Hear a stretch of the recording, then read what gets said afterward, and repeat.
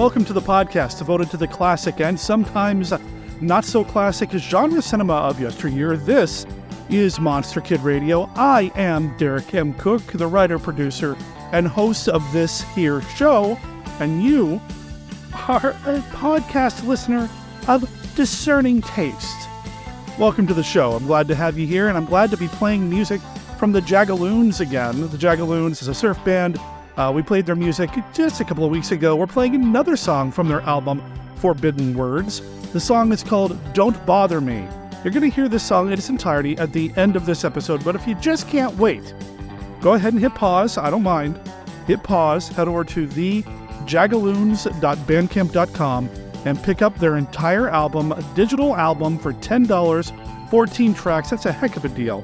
And then just make sure you come back here when you're done, because we've got a heck of a show going on this week here for you. We've got Monster Kid Radio Irregular, my own personal Joan Rivers, my favorite clown, and you'll get that not really joke during the conversation that I have with Steve Turek this week. Steve from the DieCast Movie Podcast is joining me this week to talk about a movie that, is it a horror movie? Is it a monster movie? That's one of the things that we're going to explore when we talk about Tod Browning's film, Freaks, from 1932. I do feel a need to kind of give you a heads up that with a movie called Freaks, dealing with the subject matter that it is dealing with, it gets kind of difficult to talk about.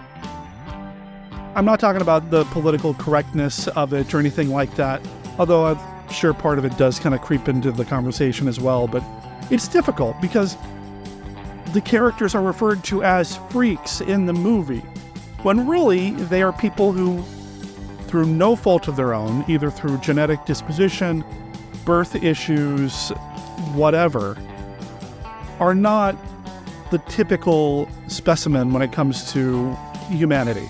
And even now I feel like I'm stumbling over my words and being overly cautious. So I do apologize if we don't get some of the words quite right when referring to the characters in the film and some of our experiences when dealing or interacting with people outside of movies that have these existences. And again, I feel like I'm not using the right words, and I apologize for that. There's no offense meant whatsoever. Monster Kid Radio is not about exploitation, even though that's what a lot of people might want you to believe when it comes to this movie. This movie is not an exploitation film. I'll go ahead and I'll say that now, because the people that were involved with it were very sincere about what they were doing, sometimes to their detriment. And we'll talk a little bit about how this film impacted Tod Browning's career during that conversation with Steve Turek. So I'm excited to share that conversation with you. I think it's an important conversation, and I like talking to Steve about movies. I don't do it enough, and it's just really good to have him on the line with me to do a little bit of back and forth instead of just getting an audio file from him and playing it on a week that I can't get Monster Kid Radio out myself. Not that I don't appreciate that too, I really do. It was just nice to actually be able to talk to him and have him respond, as opposed to me just yelling at him when I'm playing an audio file back because I like to yell at him. I don't know where I'm going with this either. Anyway, that's coming up in this week's episode. You know what else is coming up in this week's episode? Kenny's look at Famous Monsters of Filmland. And he is back with another Beta Capsule review. It's Mark Matzke's look at all of Ultraman. We are in Ultraman Ace right now, episode by episode. He is going through the entire Ultraman franchise up until Ultraman Ace. Hopefully he'll stick with it because I love having him here. Mark, awesome to have your contribution this week. Kenny, awesome to have your contribution this week as well. I also want to say thank you to everybody who has sent feedback into the show. I've got some feedback that's building up a little bit. I'm going to sit on it for another week or two because I want Beth in on that episode when I play some of the feedback back and then respond to it. I'd like for her to be part of that conversation as well. And we'll talk about Beth's participation in the podcast at the end of the show, after the conversation about Freaks, after the Famous Monsters of Filmland segment, after the Beta Capsule review, after this. Are you ready? Are you ready? To descend. To descend. With Pat Boone, James Mason, Arlene Dahl, and Gertrude the Duck. Where nothing is like anything you have ever seen. Come along on the most fantastic adventure Jules Verne ever created. Journey to the center of the earth. War, poverty, and disease were gone, but so were the trees and the flowers. Universal Pictures present Silent Running, starring Bruce Dern. How far would Lowell go to save the forests? Suicide, sir? God bless you, Freeman. You're a hell of an American. From Douglas Trumbull, the man who created the special effects for 2001, comes Silent Running, a Universal Picture rated G.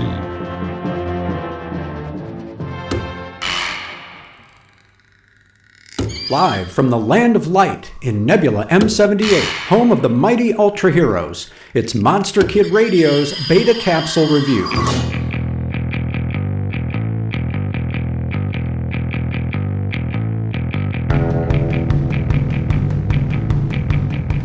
Picking up where last week's episode left off, Ultraman Ace finds himself outnumbered against Alien Metrone, Dorogari, and Murachi.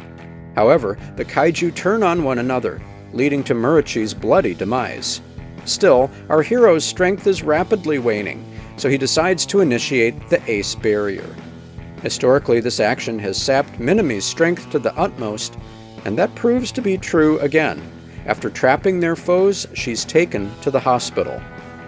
Meanwhile, work continues on the Maria 2 rocket, for Burning Planet Golan is still approaching with a predicted collision in 3 days.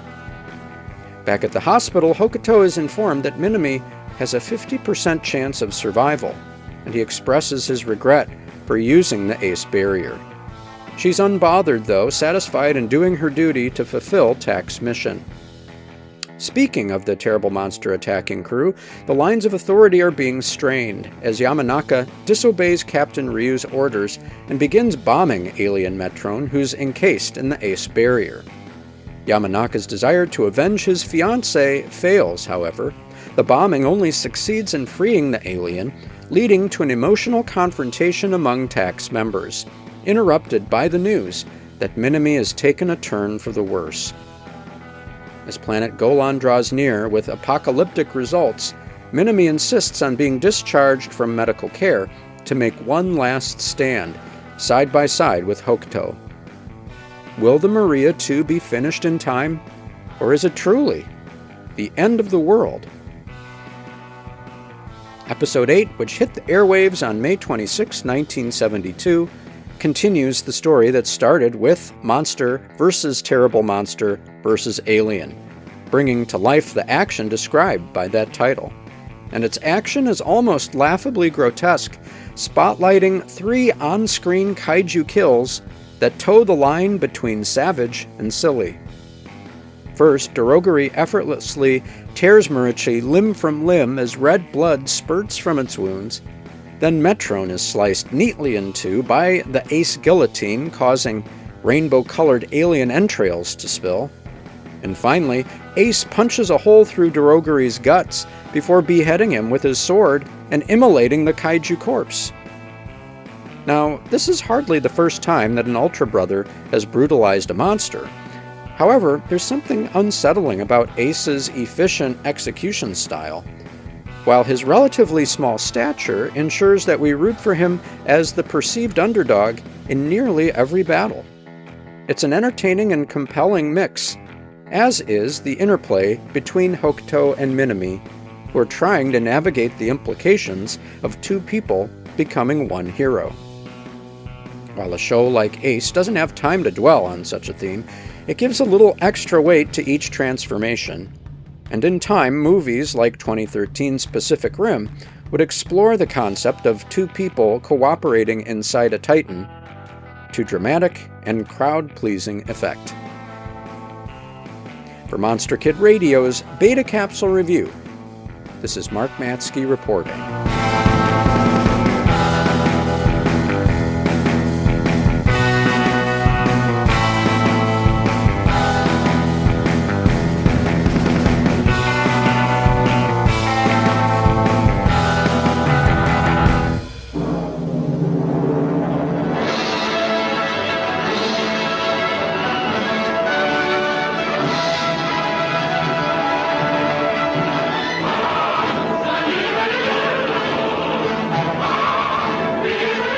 Here is all you've ever wanted in entertainment in one superb show.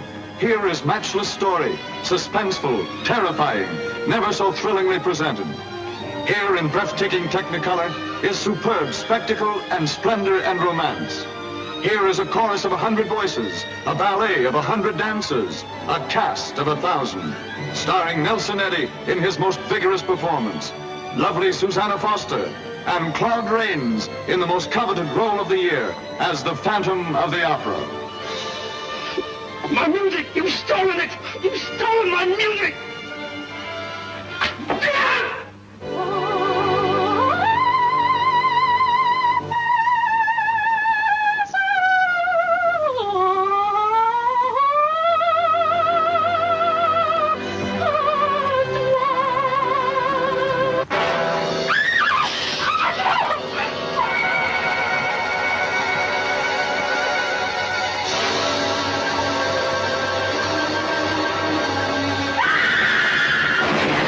The only good human is a dead human. The bizarre world you met on the planet of the apes was just the beginning.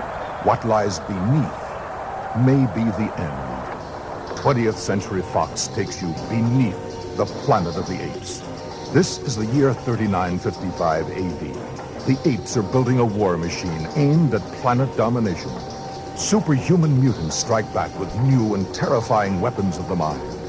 In the atomic rubble of what was once the city of New York, civilization's final battle is about to begin. The only good human is a dead human. Beneath the planet of the apes, with James Franciscus, Kim Hunter, Maurice Evans, Linda Harrison, and Charlton Heston.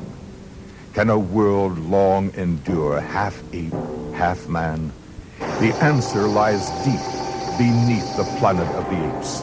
In color, rated G, general audiences. Hello there, Monster Kid Radio heads. This is Kenny with a look at Famous Monsters of Filmland. Today we are taking a look at the once-lost MGM classic, Freaks.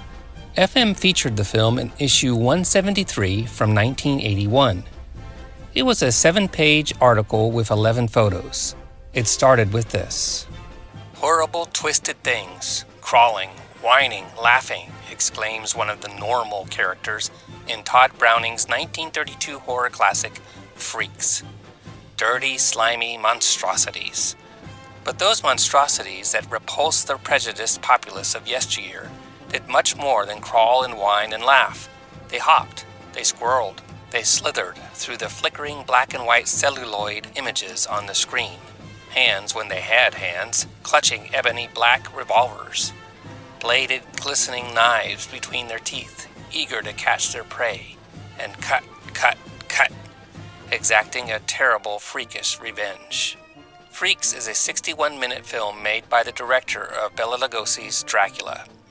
It is a strange, unnerving picture, and even today, in our super-sophisticated society of the 80s, it still sends chills down the spines of veteran horror film aficionados and twists less hardened stomachs into pulsing, throbbing knots of blood-engorged nerves. The article continued with a look at the origins of the picture and how MGM wonder kid Irving Thalberg and Dracula director Tod Browning brought it all together. Here are some highlights. During the picture's pre-production phases, Browning oversaw the casting of the film, especially the selection of the freaks themselves, because he had had experience with traveling circuses and sideshows during his teenage years. As a clown, contortionist, acrobat, and ringmaster, Browning insisted on using real human freaks in his film. He felt comfortable with them and knew the production would lose some of its impact if they had to rely on special makeup appliances instead of using the real thing. Among the first to be chosen was Browning's old friend Harry Earls and his diminutive wife, Daisy, whose roles in the film were not far removed from real life. The other actors and actresses who made up the rest of the freak cast were chosen from hundreds of 8x10 photos which Browning examined daily at his studio office. The director wanted to assemble a virtual menagerie of the most grotesque, the most bizarre, and paradoxically, even the most lovely human abnormalities for his new picture. Among those who appeared in the film were Schlitzie, the Pinhead, Daisy and Violet Hilton, one of the world's most famous Siamese twins, Cuckoo, the bird girl, who was blind, Peter Robinson, the living skeleton. He weighed just 56 pounds. Liz Green, the human stork. Frances O'Connor, and Martha Morris, both born without arms, and many others. But perhaps the most gruesome were Prince Randian, billed as the living torso, and Johnny Eck, the half-man. Randian, who had to be carried from set to set between scenes because he had no arms or legs, is seen in Freaks as one of the most versatile of the cast. Using his mouth, lips, and tongue, he could actually roll tobacco into a homemade cigarette and light it with a match all on his own. As for Johnny Eck, it is difficult to believe his scenes are not somehow faked, but indeed they are not. Johnny, who is still living today, is perfectly normal from the waist up, but he has no hips or legs. In Freaks, he can be seen walking and running about using his arms, and even balancing himself on one hand. Thalberg, knowing Freaks had to be able to secure playdates in order to avoid becoming a box office disaster, scooped up the film and returned to the studio where he and Basil Rangel carefully snipped and cut away the most grotesque portions of the film. Ultimately, they removed nearly 1/2 hour's worth of footage. Afraid to excise anything more, by now Freaks' running time was down to a scant 61 minutes. MGM finally released the picture several weeks later nationwide. But even the emasculated version received venomous reviews from the majority of critics, and moviegoers for the most part avoided the film entirely. Although, oddly enough, in some cities, such as Boston and Cleveland, Freaks was received with rounds of applause and massive audiences. In Britain, the reaction was so unfavorable, the picture was banned for 30 years. Freaks' gruesome subject matter was too much for the 30s audience, and despite cuts and name changes, it was not seen by many and lost a lot of money for MGM. It was shelved and left unseen for over 30 years, till its rebirth. By the mid-60s, a new interest was sparked in Freaks through chronicles and reports of the famous little scene picture published in magazines like this one. As fans began to talk about the legendary motion picture, word began to get around. Art houses, theaters which have a habit of playing foreign films, old silent pics, and other oddities, across the country responded by screening old and musty prints of the classic for the young audience who were just discovering the picture. As more and more people saw Freaks and passed the word on to their friends, more and more theaters began showing Freaks at special screenings. Ultimately, new, clean prints were struck from the original celluloid negative, and by the mid-1970s, Freaks had developed its own cult following. The ban had also been lifted from the film in England, and for the first time, the British were treated to something that had previously been only a legend whispered about by those fantasy film buffs who knew what it was all about. That is all for this week's look at Famous Monsters of Filmland. We will have more next time. For MKR, this is Kenny saying adios.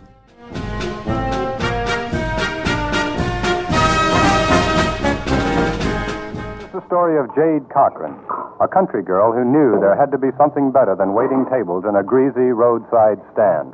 Give me my check, Jade. She didn't know what or where it was, but she was going to get it. Even if she had to lie, cheat, beg, or steal for it, she was going to get it. For Jade Cochran. When the carnival came to town and left, Jade left with it. From that day on, something evil hauntingly clouded the trail of the gypsy caravan. Filmed on location on one of America's largest traveling carnivals where it could have happened. It began with an argument between Blackie and Pretty Boy.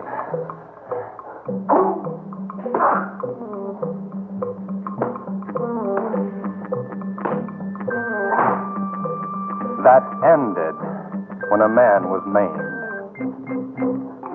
You'll shudder and panic when you behold lust-inspired human combat, all the more appalling in crimson-stained color. You'll recoil in horror as something barbaric occurs behind the tents and tinsel of a monster midway on the Alley of Nightmare. You'll gasp in astonishment when you witness nature's human mistakes. You'll see it all and more when you see She-Freak, and tell no one what you see.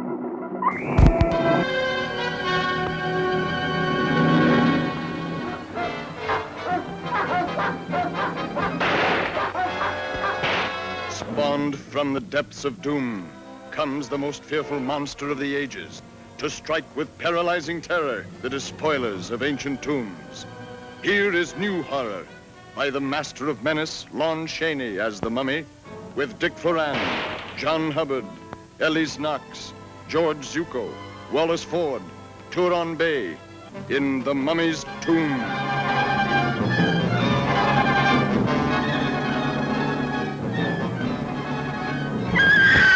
The creature that's been alive for over 3,000 years is in this town, and it's brought death with it.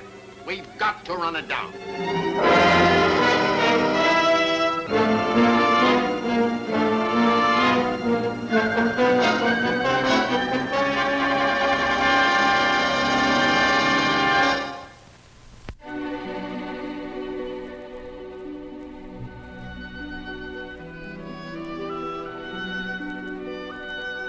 This is Count Dracula, and I'm here to offer you a friendly warning.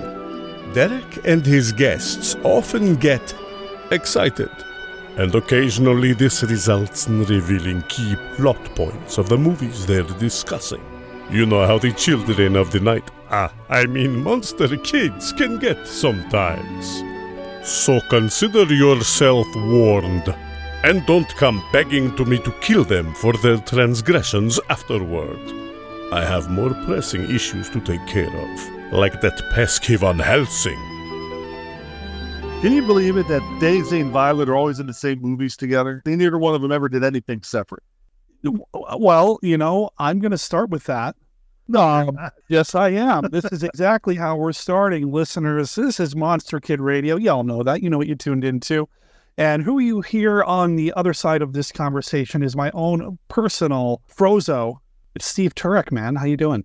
I'm feeling a little clownish, since you called me Frozo. I got the face paint on. I got the hat going. I'm practicing a new routine with a bathtub. It's all ready to go. Listeners, I know where he really is and what he's really doing. And I really hope that as he's recording right now, he's not in clown makeup and doing anything in a bathtub. Well, it's not. It's a bathtub for a skit, so it's not like it's water. It got the water and everything. It's for the skit. Oh, well, thanks for clarifying. How you doing, man? I'm doing well. I'm subbed in for you for a while when you were in the land beyond in Kuwait. But it was nice having that little thing going on. People, it's amazing. You let people know you're going to be doing something for you, and everybody's like, yes. I want to get on the show, and that kind of thing. It's like you have legions of people that want to get on your show. At least dozens. Well, I think it's more than dozens. I think you probably got a few hundred people that want to get on there. They just don't know how to get in touch with you, or maybe they feel scared because you're the grand poobah. You're number one. You're the man, the myth, the legend, the cook. Wow, you are laying it on thick, sir. But I'll take it. How are things going with your podcast? Oh, it's going well over at DieCast. So we're having a fun time, putting different episodes out, getting some interviews in, and doing a lot of different movie discussions. And as always, depending on where the die gets rolled is what genre we're going to be doing. And you get some eclectic movies picked. And a recent batch of movies, people have been picking some interesting ones. Knowing that your old mail order zombie thing, one of the movies somebody picked recently that we did was Fido. That was picked by Dr. Dredd or John Murray. And that was my first time seeing it. I'm sure you've seen Fido before. I have. I don't remember being kind to it. I wasn't a big fan. Now, I haven't gone back to rewatch it, but I do remember not being a big fan of the movie. And it actually caused a little bit of discourse within the mail order zombie faithful at the time because it is a beloved movie. I'm guessing you enjoyed it? Both of us enjoyed it. Well, usually the people that pick the movie really enjoy the movie. Yeah, that makes sense. I enjoyed it a lot and got to watch it, and it was an entertaining movie. It goes through, it takes things in a different direction than your typical movie would, and it goes for those comedic elements, and obviously humor is subjective, and not everybody's going to enjoy the same things at that level, which is probably where you had some issues with, because some things that other people can jive with because they're making a satire of the normal zombie genre, other people might take umbrage and say that's sacrilegious. I don't know what your feelings were with it and stuff like that, but I'm just guessing that you could have been one of those, or it could have been something more mundane, like you maybe didn't like the acting at all. Which then I'll join the villages, the people with the torches and come after you with the pitchforks. It wasn't the comedy. Give me a good zombie comedy, and I'm okay with that. I know that during the mail order zombie days, I did get accused a lot of times of not having a sense of humor and not being able to take things for fun. I took things too seriously, and there might have been a little bit of truth to it back then. I've tried to lighten up quite a bit over the years. But my issues with Fido, if I remember correctly, were that I felt like there were some children characters that were treated poorly. Granted, they were the bullies, so letting the zombies eat them, I suppose, is a little bit of catharsis, but it just came across as a little mean-spirited to me at the time. But like I said, I haven't seen it in over a decade now at this point. And I'd have to go back and rewatch it to see if I still feel that way or even remember why I felt that way. But it seems to me that was my biggest issue, is that they deserved it. It's a movie for crying. I know, and all that. They weren't the smartest two people in the world. Yeah, and I agree. I think that's where I took umbrage, and that's what my issue was with the film. They might have became smarter when they became zombies. I have to ponder that. I might have to watch it again just to see if their cleverness improved. That's an interesting thing. The philosophy. There are some people better off as zombies. If somebody wants to write an article about that for the upcoming Mail Order Zombie Journal, I'd be all ears for it. I'd love to read it. A philosophical study. Yes, I'd be curious to read it too. It doesn't sound like either one of us are going to write it, so somebody else would have to. Yeah. Be something interesting to do as a discussion, like get a couple people around and just philosophically talk about that. A fictional thing that could, that doesn't exist. What if somebody's been in, become a zombie? What that? Whatever. We're going way off topic. Really are, and it's kind of your fault. Well, I think I'm used to it being. I'm married. I'm used to being blamed for things. So. Wow. Okay. Well, and I have two older brothers. I mean, it's just yeah. When you're the youngest, because you're so much better than the older two, because they're the old models, they can't help but be jealous of you, and that's why he picked on me. That's what my mom always said. Oh, well, I'm sure you were a very special boy, and mom always did like me best.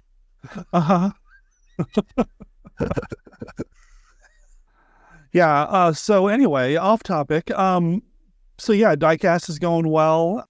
Glad to hear that. I'm glad that that's going on. Now this is going to be going out. Let's see. In a few weeks. I'm wondering when this comes out in terms of when Monster Bash is happening. Are you doing Monster Bash this year? Yes, I'm going to be there. And if it's going to be out in a few weeks, just let listeners know that are monster-related type stuff that will be coming out new. I have Tom Weber, an episode coming out with him where we talk about money movies that Karras, nice in particular, that he wrote books on. So we have a nice hour-ish conversation going along on those lines. And then, of course, I just had the Frank Dell'Istrito thing come out about the British ban on horror, where he talks about the rise of the codes in Britain and those kind of things. It's an excellent talk by him. If you like hearing Frank, you get to hear a lot of them. And if you don't like hearing my voice, you get to hear very little of it, because Frank just runs with it. And I had some input here and there, but it was basically the same talk I believe he did at Monster Bash years ago. So if you missed that Monster Bash, as I did, it's a nice way to catch up on older presentations. And I'm really thankful he does that, because he did all that work. It's nice, I guess, he gets to share it to another audience. Frank is good. Frank knows his stuff. He's one of my favorites, people that I haven't had on the podcast as often as I'd like. I really need to get him back on at some point. But that's awesome. Looking forward to that, listening to that. Monster Bash is happening July 19th through the 21st of this year, which, let's see. This episode may have dropped by then. And if they want to go prelude of what's coming, they can go back to the episode where I did the Monster Bash July 2024 preview, where Ron and I talk about who's going to be there. And that episode's out already. You really want to go. You want to go to Monster. I mean, that's not a question. You want to go to Monster Bash. Everybody's gone. That's sad. Yeah, what's that? You do. Not everybody's gone to Monster Bash. Some people are like, oh, this will be the year, maybe. Or you're always waiting for that certain guest. And it's like, let's just go. You'll enjoy yourself. It's a fun community experience. Because the first one, it's all new, and then after that, you're pretty much part of the family, part of the community, and you just want to go again because you get to revisit all your old friends that you made from the time before, and then you get to meet your new friends. The first year you go, yeah, it might be about the guests, or at least you might think it is. But when you go, it's about the community, like you said. It's the experience of being with your people, with your tribe. And that's what Monster Bash is, and that's why I miss it. I would love to go see some of the guests again. And a lot of times Ron will bring the same guests back, and that's cool. But it's really about the people and connecting with people that you haven't seen in person for a while, or, making friends. It's a family reunion of family members you've never met before. It's wonderful. So I will make a point of making sure this episode goes out before Monster Bash. So if you do go, please have a great time so I can live a little more vicariously through you, since I'm not going this year. And so maybe next year for us. But in the meantime, go, have a good time, and tell me all about it, please.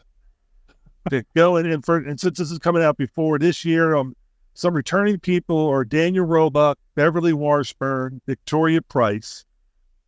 I've all been there before. Are going to be there again this summer. And then, of course, some people that have not been there before. Jessica Raines, Claude Rains' daughter, is going to be there. And also Diane Baker, who a lot of people might remember from Journey to the Center of the Earth, besides a whole bunch of other movies. I think Marnie included too, that kind of stuff. Sharon Baird, who was one of the original Mouseketeers, and also was in tons of Sid and Marty Kraft productions, playing some of the characters that are in the costumes. So you always wonder who was inside those costumes. You'll get to meet her. And she was also in the movie Rat Boy with, I think it's Sharon Locke wrote and directed it, and starred in it too. Those kind of things. So there's a lot of people that are going to be there this year. So if you can get a chance to go, and Frank Delastrito and Gregory Mank will be doing the talk. And this time they're going to be talking about the same movie, something they've always been thinking about doing. House of Frankenstein, I believe, is the one. And they're going to be doing it through two different approaches. So one will be going and doing their approach, then they show the movie, and then the other one goes. And so that way you get a nice, fascinating thing of two different ways of looking at House of Frankenstein and seeing the movie in between. You can't get any better than that. I want to see an epic rap battle between Frank Delastrito and Gregory Mank, and my money's on Frank. I don't want to see them battle. I just want to see them do like they're doing now, combine their forces for the powers of goodness, as Get Smart would always say. I want to see him fight. Okay, you can watch him fight. You can have your death battle. Celebrity death match. And yeah, I've been watching so much. Frank would win. Frank would win if there's a fight. I've been doing so much with professional wrestling lately. I just want to see him fight. Well, come to Monster Bash, Derek, and then we can, maybe next year they'll do a celebrity death match just for you. I suspect that. Yeah, I don't know. That ship may have sailed for me. Bring in the luchadors and hey, really go for it. Yeah, give Kenny a call. He'll be my tag team partner.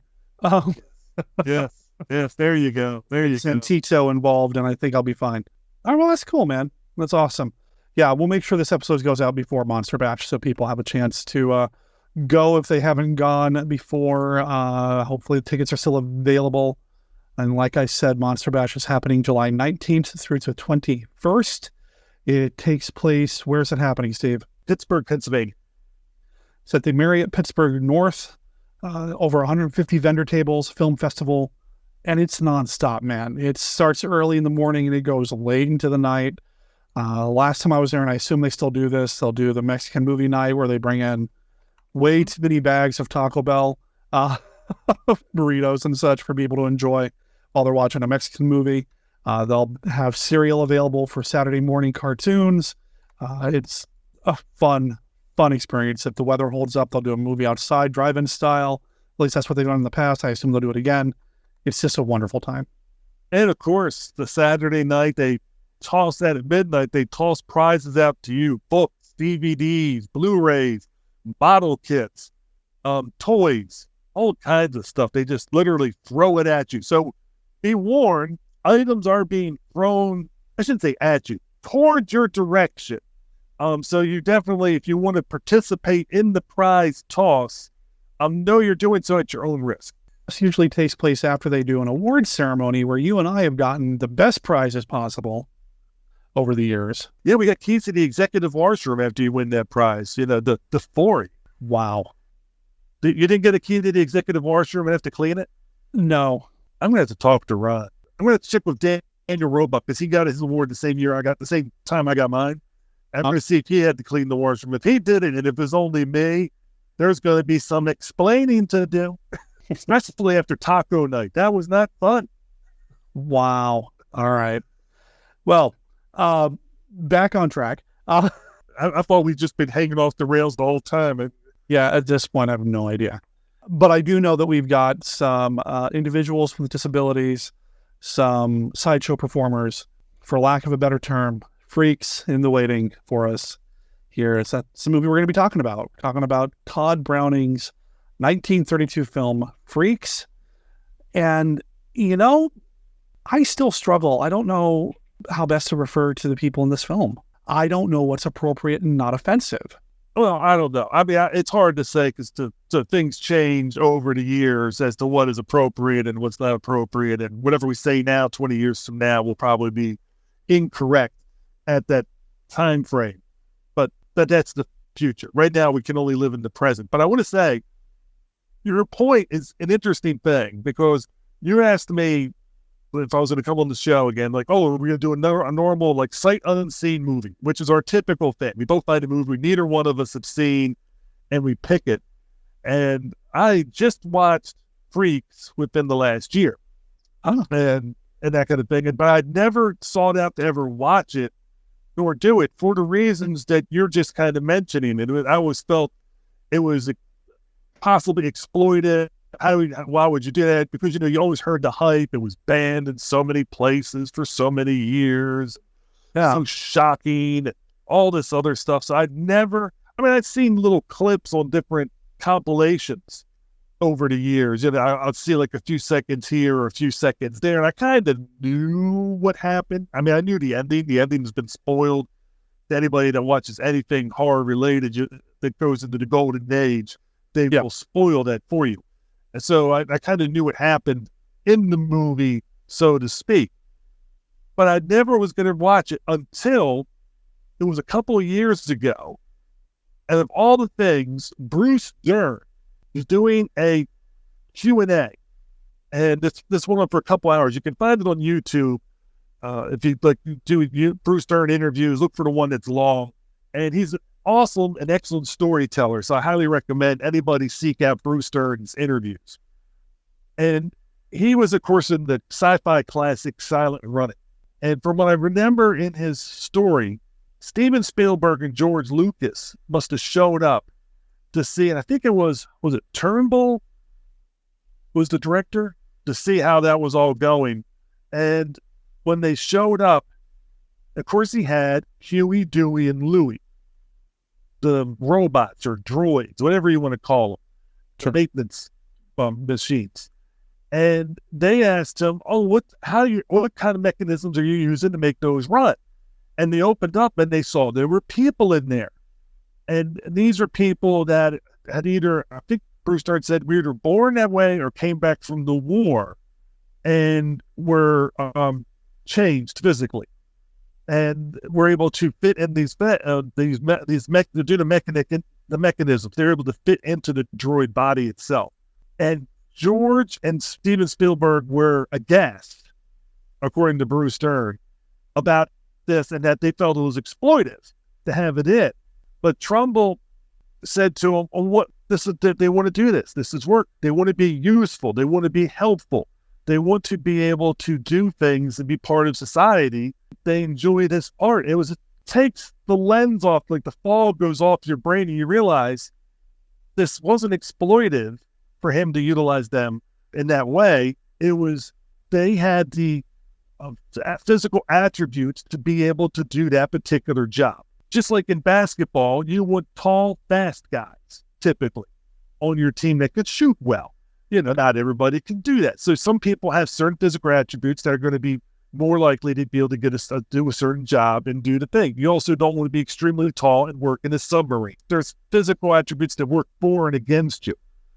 So then I started to ponder Freaks and hadn't seen it yet at this time. But I started to think, okay, so this could be something where knowing that Tod Browning had a background with sideshows working in them, this could be something that's not, I'm trying to look at the creative mind, the creative lens, not exploitive, but in a sense, utilizing the people that he knew, maybe not personal, but that sideshow. And a lot of people that create stuff want to talk about, do stories that fit from their past. So this is something that he would gravitate to. And if he was the one directing it, it would probably be a very fair and a portrayal of the people that work in the carnival, going around from place to place. Mm-hmm. And I started to realize that this might not be exploited at all in the things that people might think, but actually just utilizing people that have those talents to tell this particular type of show. Whereas if you were to say, oh, it's because they look this certain way, that's the reason they got the job, when you could say that Marilyn Monroe or Tom Cruise or anybody like that is also, in a sense, only getting roles because they look a certain way. You can apply that to anybody and what you're trying to do in film. And so judging that they're based off people and the real people being portrayed that way. Also take into account my background, which most people aren't aware of, because that's what I share all the time. When I grew up, I would come home before my parents worked, so I'd stay at my neighbor's house. My neighbor had all boys except for one girl. She was a year younger than me. Her name was Gina. And Gina, at the time, this was back in the 80s, late 70s, into the 80s. Basically, we referred to her as mentally retarded. It's not the term used now, but that's the term what we used then. And I grew up with her. I'd come home from school. I would be there with her. And to me, she was always Gina, and that's just the way it was. It's just, I didn't treat her any differently. And I think Tod Browning is looking at these people that are portraying these different roles the same way because he worked with them and did that. And I think this movie tries to show, having seen it now twice, once at a drive-in movie theater, and then I own the special edition version of it that came out recently. I can't remember if it's Criterion or not off the top, but it has Tod Browning's movies on it. And so I've seen it twice since then. And I think when people look at it and judge it that way, it is interesting to look at and see that it is a loving piece of how it is being done and how he portrayed it, and it falls in. But I think from my background is, I know from knowing people, you judge people on the way they are and not the way they look and act. You judge them on their deeds. And I think that's the thing people have to get over, is not judging people just on their first appearance, but judging them on how they are able to do what they're able to do and how, and things that you can do with them. And so that's my long-winded way of getting back to maybe, I know you're talking about how do we refer to different things. I think it's just, to me, I think we should just refer to them as people. And I think that's fair. It's a challenge, I think. When I was describing this movie to Beth, I think I stumbled quite a bit trying to think of the best way to describe it to her without making it sound like a cheap exploitation film, because that's not what it is. It definitely portrays, real people doing real things. There was a documentary about the movie where David Scow and, rest in peace, and a few others were going through the history of the performers in the film and talking about, this is what this person did, this is what this person did, this is somebody who regretted being involved with the movie, this was Schlitzie, all this other stuff. And one thing that one of the experts was talking about was that this film is basically a soap opera. It's people that are just living their lives in a particular community, and here's their story. And I think that's really what this movie is for me. I became aware of this movie when I read about it in Stephen King's book, Danse Macabre. I had never heard about it before. Danse Macabre was a book that came out in 1981, where he was talking about basically horror movies and TV and radio and that sort of thing. I read that book a couple of times. I can't remember when, but that's where I first read about it, or heard about it was through this book. And I was ready for a shock fest based on his description of it. You know, hearing the stories about people fainting in the aisles and how it got banned and all this other stuff. I was ready for a shock fest when I finally sat down to watch the movie. I was a little underwhelmed because I didn't see this as a bunch of, human monsters doing stuff or anything like that. I just saw it as people being taken advantage of by, a strong man and a gold digger, and what happens when they get their comeuppance. I didn't see it as a shocking thing. Does that make sense? I totally agree with you in that, to me, it's not even a horror film. It's a drama. Yeah. With one horrific scene. I know from reading stuff, everything, some scenes that are lost, there would have been maybe a couple of more horrific scenes that you could say in there, but I'd say a drama, possibly a film noir movie, because you have the femme fatale in Cleopatra, causing all the problems. She's basically the main antagonist in this whole piece. I look at it as otherwise, it's just a movie that's about. It's a place, like we said, in a carnival, traveling carnival, and these are the people, or circus, whatever, I'm not sure which one, and these are the people that are involved with it. And, you could say that with anything. You could change the parameters and say, okay, it's a newsroom, and have all these different people playing different roles and still have the same rough story. I mean, most of the time it's usually a detective story, and that's the way I look at it. I agree with you. I think it's a drama. It's a human piece.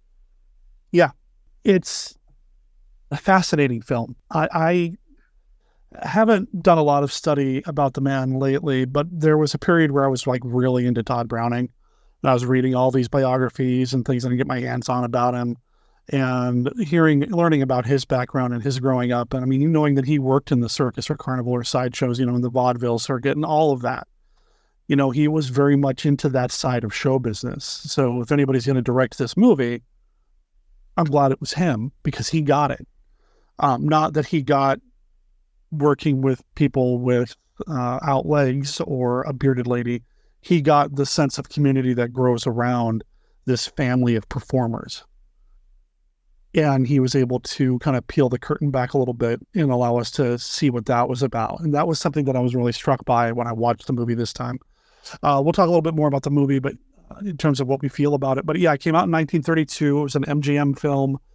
This was a year after Dracula for Tod Browning. And from all reports, or most reports, it basically scuttered his big budget career because it did so poorly. It did get banned. It did have problems being released and seen.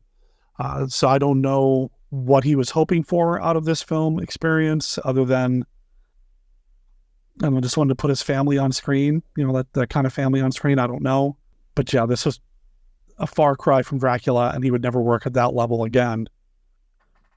To me, as the movies that I've seen of his, and I've only seen a small portion, I have not seen all of them, but I like this movie better than Dracula. I think it's as a film. It's a more personal film, I believe, done by him. I wish I could see the full version, which I'm sure almost every film fan would love to be able to see the full version that came out before it got cut to pieces and re-edited and so on. But one of the things I think what it does show because as you're saying, was struggling how to identify this or that or whatever, and the same thing with me and a lot of other people, it puts the lens, it's like a mirror going back to you, the viewer, the audience member watching it, because really this is judging, you're judging yourself on what would you find offensive, not offensive, or whatever by when you're watching this. So if you think that these are freaks, as the title says, and as they're called, or monstrosities as they're referred to in the movies, and so on, then that is something you are bringing to the picture. And we have people that are coming from things from birth, things from or natural, or things from accident. Could be they're involved in a fire, it could be involved in a war or whatever, and they're coming back physically changed, or we're already that way, like I said, from birth on. And we're judging them as like, oh, because they are different, then they are not as good as the rest of us. And I think that is just something that's a personal lens, and it's something that each person has to find their own way through that battle. It's such a personal thing. And I think that's why this movie is still, even though it's been around for over 90 years, it still repulses people, and other people have no issues with it. And I think it's going to be that way, sadly, throughout multiple generations, or maybe forever, because I think history has always been that way from the beginning of humanity on. How people are the other, the different, is always something that people are repulsed by. It could be minor differences, but look, it could be a religious thing where you can't even see anything different, but they're just a different religion or whatever. Or in this case where you can see things physically that are different, and people have these divides. And so I think it's just for social commentary, the movie has a staying power, and I think that's why I think it's his best, because I think it's his most powerful movie in that sense. I mean, in terms of iconic films, obviously Dracula's right up there. We wouldn't be doing Monster Kid Radio without Dracula. We wouldn't, have an affinity for this kind of stuff without Dracula. I think Dracula kind of set the stage for a lot, and even as recently as movies that have come out earlier this year, Abigail, we wouldn't be where we are without Dracula. I think Tod Browning's best direction is not in Dracula. I think his silent work is fascinating. I love his work with Lon Chaney Sr. I do think this is a more dynamic film than Dracula. I think there's some really effective and chilling moments in this film that happen because of camera work and cinematography and direction that you didn't get in Dracula. I think Dracula's great, but it's a little stagey. It's a little play-like, and it just doesn't have the same effect as a horror film or horror story. Whereas this one, with some of the stuff, especially towards the end, when the wagons are going off the road and you've got all these people starting to converge on the villain. Even right before that, though, when they're just kind of lurking in the background watching, for me, one of the most chilling moments of this film this time around, I didn't expect, but it's when one of them, and I forget his name, and I wrote it down somewhere, and I can't find the piece of paper that I wrote it down on, but Hans is in bed. He realizes he's being poisoned. And then he sits up, and they're all in the room with, it's Cleo, right? Cleopatra, yeah. With Cleo realizing that Hans knows that she's been poisoning him the whole time. And like Johnny X is in the room, and a few of the other guys are in the room. And one guy has a knife, and he opens up the knife, and he breathes on it to kind of clean it up, and just staring at her.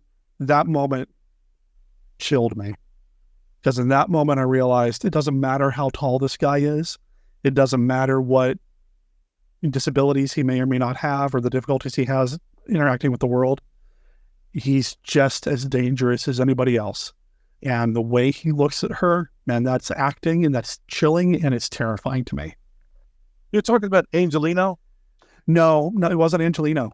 Oh, well, I know what you're talking about, though. I just can't remember which one it was. Yeah. That kind of thing. But yeah, I know what you're saying, because he looks at the knife, and it's just basically like, oh yeah, we know what's going on. And the thing is, you also find out that Hans was aware of it, and that they had that scene earlier where she's giving him the medicine, I'm using air quotes, which is great for radio, the medicine, and as soon as she looks away, he like spits it out. Yep. And that kind of stuff. So he's aware of it, and that's why he's getting better, and that's why she can't believe, why isn't he dead yet? Why does he still linger? And that kind of thing. And of course, that's the scene, the later scene when she does it, and he just wants to know, like, give me the poison and those kind of things.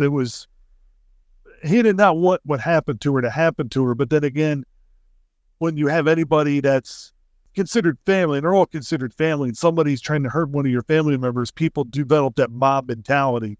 Yeah. And things can escalate. And that happens with any group. So I know some people will try to say that, look what they did to her because of this. I was like, no, you can. I've seen that with lots of where people get together in a mob thing and they're able to do monstrous things just because they're not thinking. It becomes irrational and uncontrollable, and you cannot really talk to a mob in a rational way. It's very tough to do to get them to snap out of that mindset. It's a mob thing, but it's also, again, they're taking care of their own. And this is hinted at and discussed throughout the entire film, which is something I noticed this time too. It's like, you might as well just put a big red arrow on the screen and point to whoever said it. That's foreshadowing, because they're all talking about how they're going to take care of each other. We take care of our own. It's a soap opera, man. I look at it as for the few days, I don't know how long it takes place, where it's a few days or a few weeks. I know there's at least a week after the wedding. They talk about a week. We've been married for a week, my love. Yeah, that sort of thing. And because I don't know how, I mean, with the courtship, I mean, who knows how long it's been going on. And let's say it happens during the season, this particular season. Unless it's a year-long season, I have no idea. But we get the slice of life type thing, which I love a lot of movies to give you that slice of life, where you're just basically, for this period of time, we're with this group of people, this is what's going on in their lives, and we have this ongoing story of Cleopatra seducing Hans and doing those different things to get them. And then when she realizes he's inherited money, she wants to, of course, marry him, kill him, and get the money. And then you have the secondary antagonist, Hercules, who was not good to people, because that's why Venus, they started off together. She leaves him. And then, of course, Cleopatra realizes, Hercules can help her. I think Cleopatra just uses people. I don't think as soon as she's done using Hercules, she's going to toss him to the side. But right now, she needs that minion to be with her as a means to an end. And so those things going on. And I will say I enjoy a lot of the acting. Some of the acting is just not good. It's very uneven, but I think that's going because you only have when you're casting people for certain types and at certain needs, you have a limited range of people to pick from, and they of course have limited chances to be able to develop as actors. Yeah, because a lot of them, this is their only part or one of their very few parts that they're going to get. So you're going to have that unevenness that Tod Browning has to negotiate with. So for people that are looking at it as a film, yes, the acting, I'm going to, I can give it a ding and say it's uneven because of but if you take into account where they're pulling from, it makes sense. And that's why, you're not going to get, I mean, how many Siamese twins do you get to pick from and that are also going to be actors? It's pretty hard to find.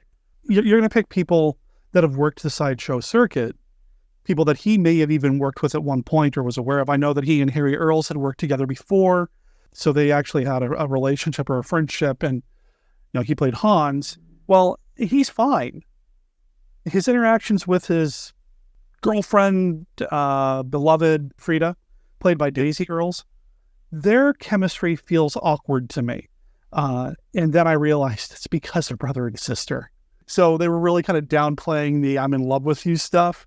So you have to walk this weird line, but they wanted to find somebody who stature-wise matched and fit the story. So, Harry and Daisy, the brother and sister, they have an act, they have a house together, whatever. They live together with the rest of their family. They were called the Doll Family, on the sideshow circuit. Their chemistry's a little off. You've got other people in here that may or may not have been interested in doing film to begin with. I know Johnny Eck really took to it, and he was billed as the half boy. He's the one with the gun. Right after the guy polishes his knife, Johnny Eck pulls out the gun. It's like, oh, here we go. Now it's on. I know he really took to it and kind of went Hollywood, wanted to do more Hollywood work, that sort of thing. And then you mentioned Angelo a little bit ago. Angelo Rosito. Yeah, I mean, he worked with Lugosi in Scared to Death, and Spooks Run Wild. Did quite a bit. He's one of our favorites. Mad Max Beyond Thunderdome? Well, no, prior to that. Which one? Oh, Derek. Dies in Dracula versus Frankenstein, man. I was setting it up for you. And I was setting it up for you. We're both so nice. We're setting it up for each other. I love that movie more than anybody should. Just like you. I think what they could have done, because Harry and Daisy being brother and sister, and when you know they're brother and sister, it is awkward to see the romance scenes, because you're just like, oh, they're really brother and sister in real life. Once you know that, it doesn't work in your mind. They could have been actually brother and sister in this and not had that romantic relationship, but she would have been just as protected because they were brother and sister. Like changing the script around a little bit, I think it still would have worked, and the chemistry then would have been their natural chemistry as siblings. Yeah. And that might have played better. Especially, I think once you would have started doing the scenes, if Tod Browning would have realized the chemistry is just not working with it. But then again, it could have been because, again, sound was relatively new, and he's used to doing the silence, and maybe he wasn't realizing that the energy that they're saying vocally is what's off. Like maybe they could have pulled it all silently better. I don't know.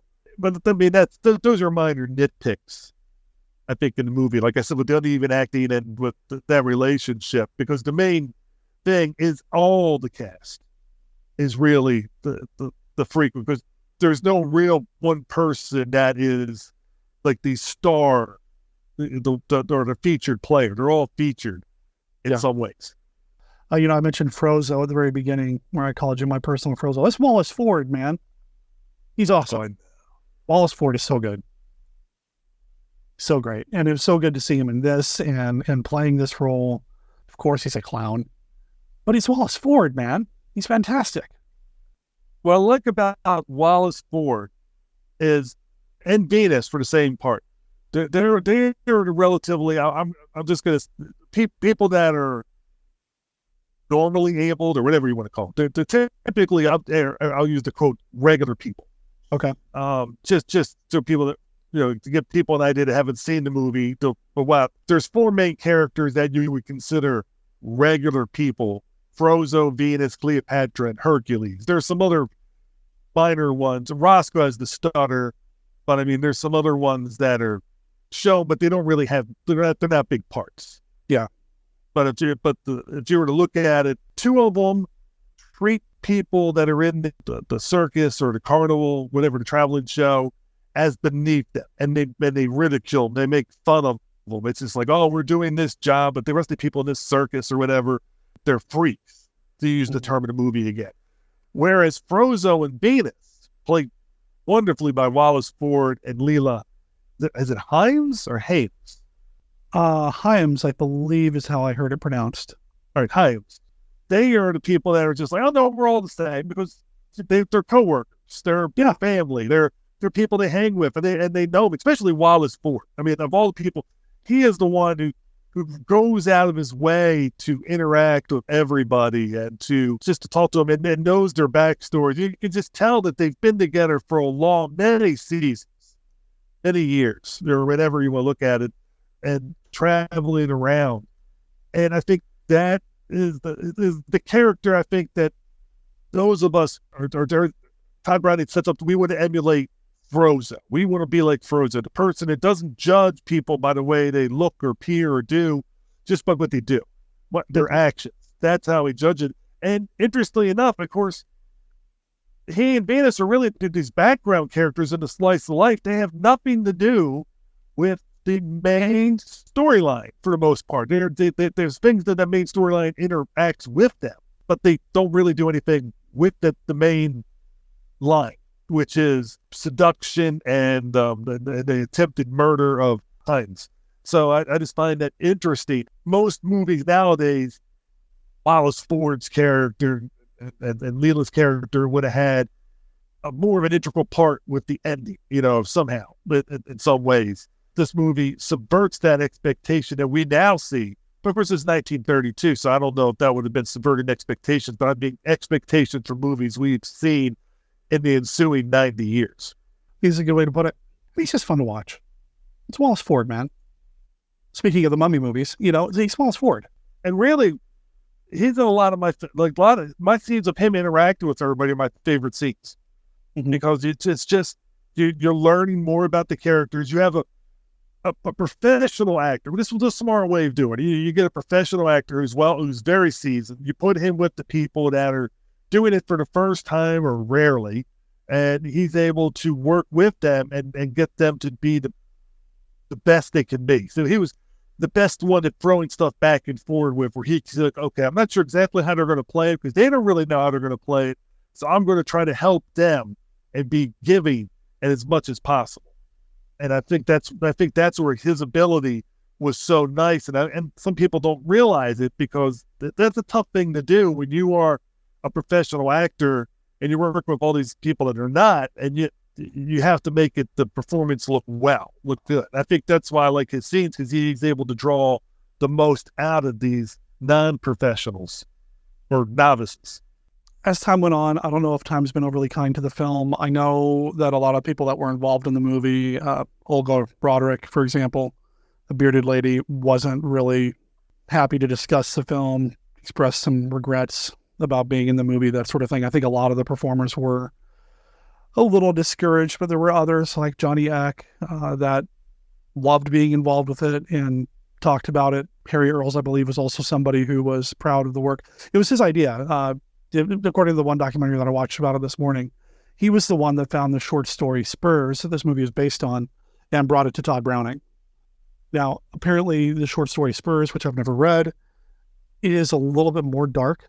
It doesn't paint anybody in a good light at all, including the sideshow performers. And they're all kind of dark. Nobody gets away with it, gets away from the movie or the story clean. Everybody's kind of dark on that one. I think the tweaks that were made to paint the performers, the sideshow workers, as the heroes, even if they do some dark things, was the right choice. When you first saw what happened to Cleopatra, what did you think when you saw that image? Well, I saw that image? Yeah, it was spoiled for me because of Stephen King's book, so I knew what to expect. But when you first saw it, what did you think? Well, you gotta remember, that it was spoiled for me because I'd seen it in some compilations of horror films. So I knew it ended with her being turned into like a bird lady type thing. And I'm thinking, how in the world were they able to do it? Like to be honest,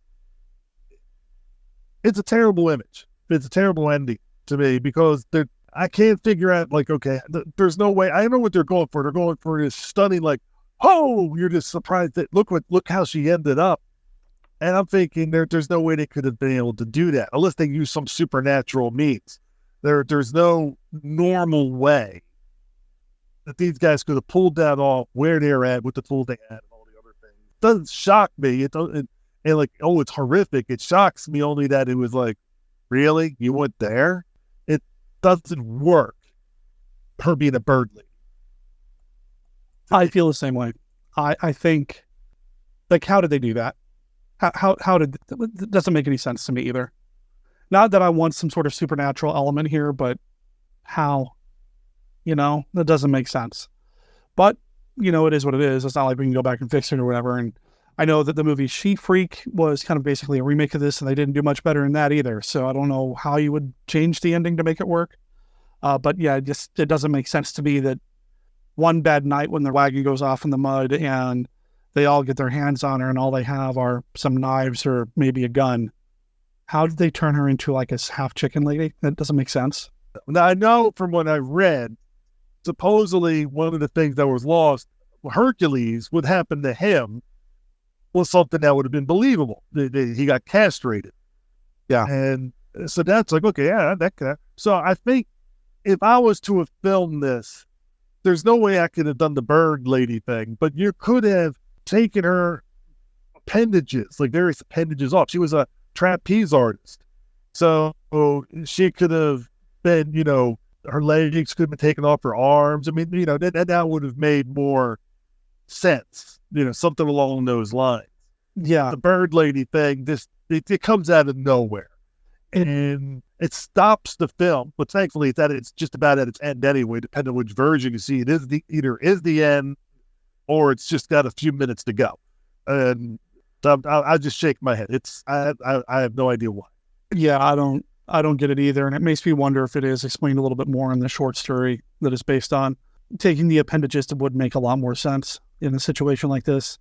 She's got these feathers on her, so did they tar and feather her? And, well, I mean, while that sucks, but it's not permanent. I don't know. And it doesn't change her cognitive abilities whatsoever, doing any of that stuff to her. So, I don't know. Overall, though, I'm glad I rewatched it. It's been way too long since I've seen it, and it was interesting to see it through a different lens with all this time having passed for me. What I expected to be the most unnerving part, which was, the people in the mud coming after her, not being the most disturbing part this time. Seeing the intent on the guy's face when he pops open that switchblade. That's what got me. Oh, yeah. Another scene I want to say that I really enjoyed, that it involved none of the main characters, so to speak, that we've talked about, was when the one lady, I don't know her, I can't remember her name, the matronly type lady who had a lot of the performers with her, and they're in the woods and they're playing. Oh, yeah. Madame Tetralini, wasn't it? Yeah, Madame Tetralini. And you had the guy who's like the woodsman, the caretaker of the property, and he's bringing the landowner to him, and he's like, "Oh my God, you're gonna see these freaks, these monstrosities! I can't believe it!" As they're walking up, and then they get to the spot where they see them playing, and they're just having fun, frolicking around, playing around, and then they approach and they all run up near her, because they're scared, and the landowner realizes what's going on, realizes he's got a buffoon or a caretaker, yeah, but I think he's also thinking, I'm glad he brought me out, because he would have probably done something much worse. There's no problem about it if he had left to his own dinner. So at least he wouldn't got the guy that's the boss. He'd say, "Hey, come out here. What are we going to do with this?" And he's like, "Madam, just feel free to enjoy yourself and play for as long as you'd want." And you could just see the other guy's totally thrown off, because he realizes, again, they're people. They're a lot of them are children or but they're just having fun. They're always cooped up in their wagons, and they just want to run around and frolic and have a good time on this beautiful day. They're not hurting anything in his land. He's got tons of acreage probably, and that kind of thing. So he's just like, let them be.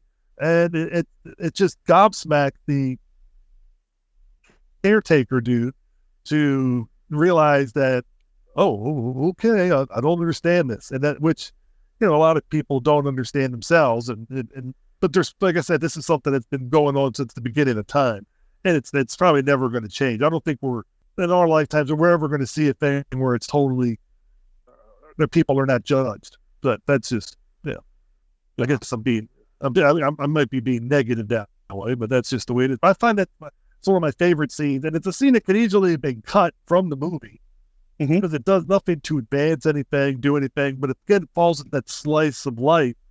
And also it shows how they're treated again by outsiders. And I think it's interesting that for the most part, Tod Browning seems to be doing a positive negative one. There's one on the positive side, one on the negative side. He seems to counterbalance it pretty well with the react of the quote unquote normal people to the lack of a better term, the freaks, since that's what they call them in the movie, and that kind of thing. So it's just, and I find that very fitting. Now would it have been 50-50? I don't know. I think that's why the movie got banned, and that people were like, oh, they're fainting and all this other stuff. It's because people are getting exposed to something different than what they're used to, different than what they're normally used to seeing. And I think that's the way you have to expand boundaries, is to push yourself into that uncomfortable area a little bit and try to understand why, and think, why does this make you uncomfortable? What is it about this? Is it me? Is it something with them? And do that self-analysis. I think that's why this is an important movie for people to see. Agreed. And I think I have nothing better to add to it than that. I think that's a really good way to kind of sum it up and discuss why this movie does need to be seen. Is it a horror movie? No. Is it a monster movie? Absolutely not, unless you consider what Hercules and them are doing. It's monstrous, but no, it's not a traditional monster movie. It's directed by Tod Browning.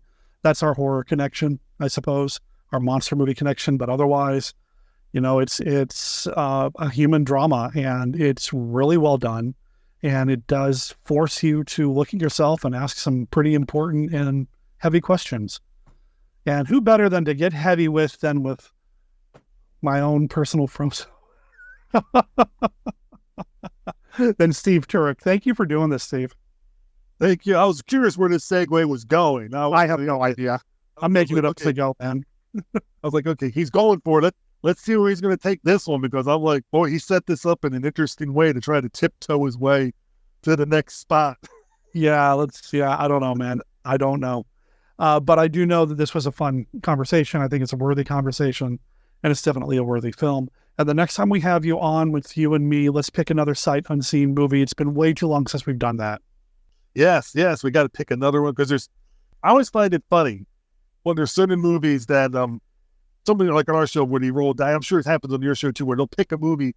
I think this happened with you with Planet of the Apes with Scott, and you hadn't seen them. And he's like, you haven't seen it. Now, of course, I was saying the same thing when I was listening to that episode. You haven't seen Planet of the Apes.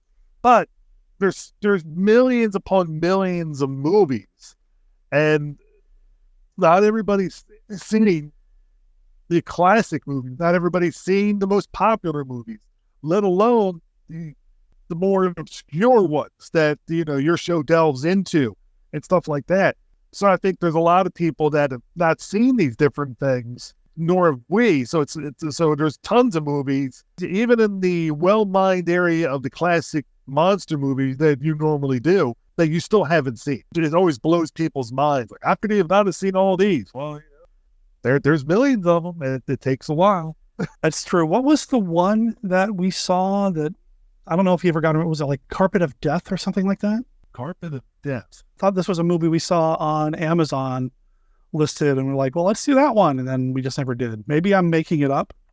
Oh, man, it's been a while since we did but well, if anybody knows what I'm talking about, let me know. I just typed in Carpet of Death, and I got nothing. There's the Magic Carpet Ride of Death from wait a minute, The Carpet of Horror. That's it. 1962. It's on Tubi. It's a crime thriller. Yes, listeners, do you think that Derek and I should do this as our next movie? Here's the brief one-sentence synopsis that they give me. After a special agent dies mysteriously, his colleagues investigate and find that he and others have been exposed to a poisonous gas. Hey, horror film, but it has a good title. It sounds like it might have a mad scientist type character in it. So, I mean, that kind of, I don't know, maybe. Well, you never know. It's a foreign film. It is. It's German. It looks like it's a creamy film. One of the, or is that how it's pronounced? German crime film. An evil genius using door in it, so that's always a plus. An evil genius uses poison gas to avenge himself on his enemies. Listeners, if you think we should cover The Carpet of Horror, let me know. According to IMDb, which we all know is correct, genres listed for it is crime, drama, mystery, and horror. I'm in. Young girls for old ghouls. Any takers in Dracula versus Frankenstein. Yesterday they were cold and dead. Today they're hot and bothered. No female is safe from the hideous plans as the prettiest captives are lured into the arms of artificially created men. There's no way out when dead beings must have live women. See Dracula versus Frankenstein, rated PG.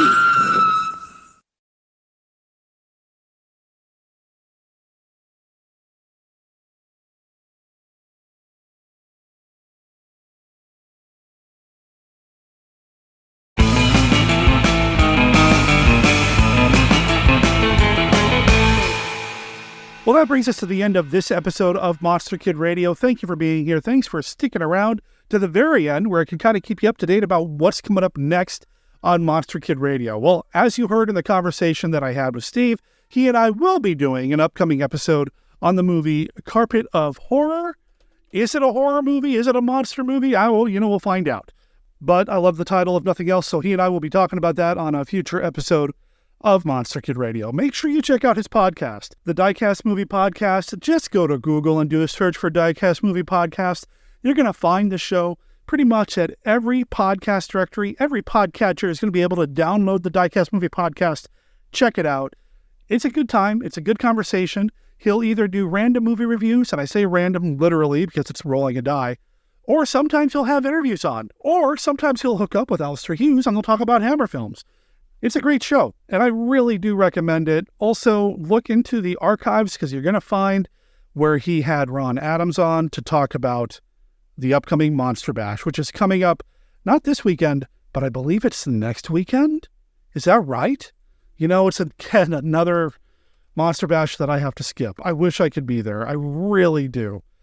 But financially, it's really difficult for me and Beth to make it from the Pacific Northwest to Pennsylvania. As much as it's worth it, for sure, I would gladly pay 2, 3, 4 times the cost to get there if I had any funds to do so at all.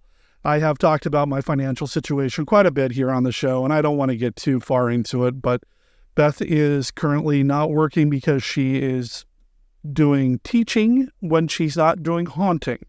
And we're in the summer right now, so it's not like teachers can teach. And we're still trying to find a haunt for her to work for this upcoming season, which is rapidly approaching. So if you know of a haunted house attraction in your area that could use one of the best haunted house attraction managers in the business today, well, drop me a line. She's willing to relocate. I'm willing to relocate.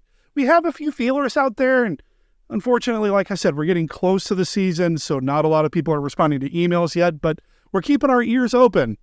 Maybe the Monster Kid Radio faithful can keep their ears open for us too. Let me know. Drop me an email or call into the voicemail line. Have something you'd like to share with Monster Kid Radio? You can email the podcast at monsterkidradio@gmail.com, or you can call and leave a voicemail at 360-524-2484. As I said at the top of the show, I've got some feedback that has been building up, some voicemails from Steve, from Captain Billy, from some other people. I'm sitting on those until I have Beth on the show, which is actually going to be happening next week. It's still July, darn it, and it's Monster Kid Radio, darn it. That means it's Kai July, darn it. And Beth and I are going to watch a Godzilla movie. That's right. We're going to get our Godzilla on and hang out with the big G. Now, she has never seen Shin Godzilla. So we're going to talk about Shin Godzilla next week. We did have some recent feedback in which the listener said Shin Godzilla was their preferred film, comparing Shin Godzilla and Godzilla -1. We're going to find out how Beth feels about that. I haven't seen Shin Godzilla since it came out in the theaters during its very limited North American release run. I saw it on the big screen, but I haven't really revisited it since. I remember really liking it. And I do kind of like playing with the Shin Godzilla character in the Godzilla? Okay, that's funny. I'm not going to edit that out. The Godzilla Battle Line game that I play on my iPad. By the way, do you play Godzilla Battle Line? Let me know. We'll swap codes and swap. My words are, wow. We'll swap codes. We can play against each other if you play Godzilla Battle Line on your iPad. It's free, by the way. So if you're considering adding a kaiju game, it's officially licensed, and they have deals with Subaraya as well as Dai or whoever owns Gamera these days. You get some of those kaijus going too. Anyway, Shin Godzilla next week, and that's mentioned on our website at monsterkidradio.net, where you're going to find everything you need to know about Monster Kid Radio. By hopping over there, you're going to find links to everything we talked about. If you need to keep up with Kenny or Mark or Steve, there's links for you to do that as well. There's also an Amazon affiliate link. If you're going to buy anything on Amazon, please click on that link first, then do your shopping, then purchase your shopping. And purchase your shopping? Man, my words are, I need more coffee, or just I need to wrap this up. Anyway, you buy from Amazon that way. You're helping out Monster Kid Radio because we get a little bit of scratch off the top there. It doesn't cost you anything extra. Also, there's a link to our website, teamdeath.com, and Death is D-E-T-H. Team Death is basically the entity that handles everything that Beth and I do. Monster Kid Radio, my books, The American Haunters, the Suplex Stream, which is my wrestling YouTube channel. It's all run by Team Death. It's all part of that. You can buy shirts from us for Team Death.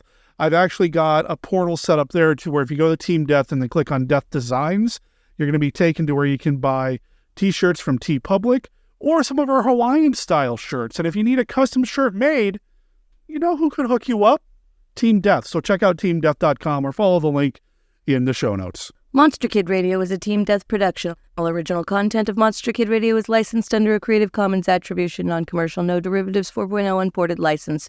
You can learn more about Team Death or other projects like Death Designs, Mail Order Zombie, Monster Kid Writer, and more at www.teamdeath.com. Remember, death is spelled D-E-T-H. That's teamdeath.com. Please rate and review Monster Kid Radio wherever you download your favorite podcasts. Don't Bother Me is copyright 2024. The Jagaloons, you can find them over at thejagaloons.bandcamp.com. Pick up the album Forbidden Words and let them know that Monster Kid Radio sent you. And when you're done picking up the album, go to the Jagaloons Facebook, Instagram, or YouTube pages as well. Again, follow the links in the show notes. My name's Derek M. Koch. I'll talk to everybody next week when we get our Godzilla on with Beth and Shin Godzilla. Ciao.